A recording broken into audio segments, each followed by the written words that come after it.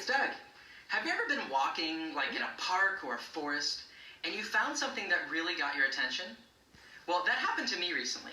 I was in a forest, and I found this. It's a pine cone. But I'd never seen a pine cone like this before. I was so curious. I had all kinds of questions. So I came home and I got out some of my books that I have about trees.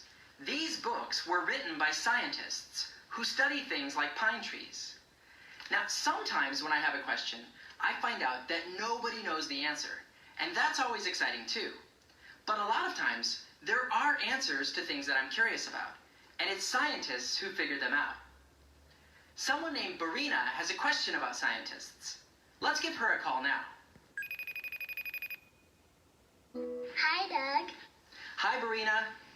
I have a question for you. How do scientists know so much? That's a great question.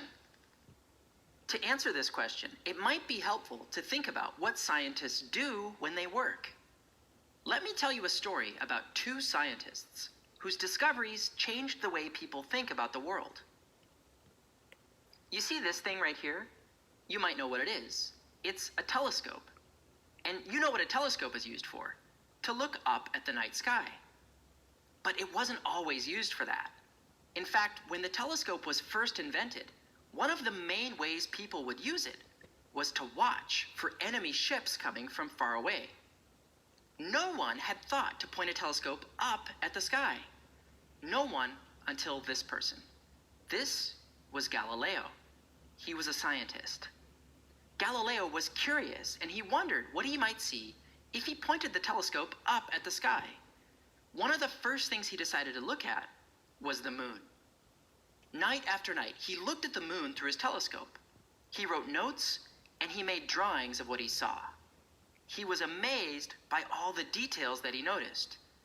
You see, before Galileo, most people thought that the moon was this round, perfectly smooth ball, more like a beautiful nightlight rather than some actual place.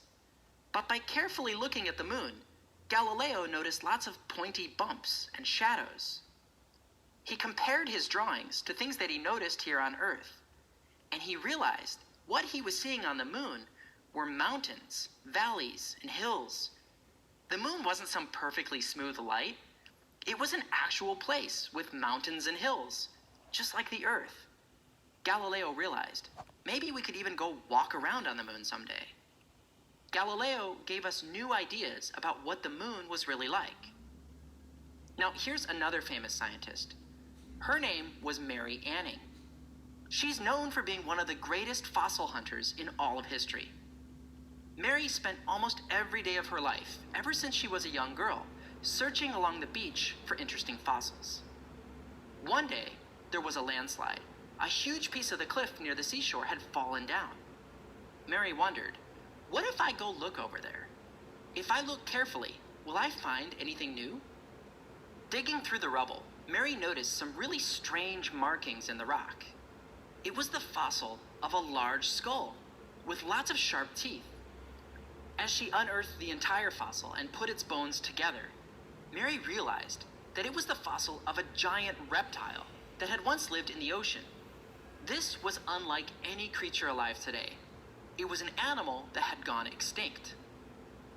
All her life, Mary kept looking carefully, finding more and more fossils of extinct animals. Mary Anning gave us new ideas about what animals on Earth had been like a long time ago. Mary Anning and Galileo were looking at very different things. But take a moment to think about what their stories have in common. What did both of these scientists do that was similar?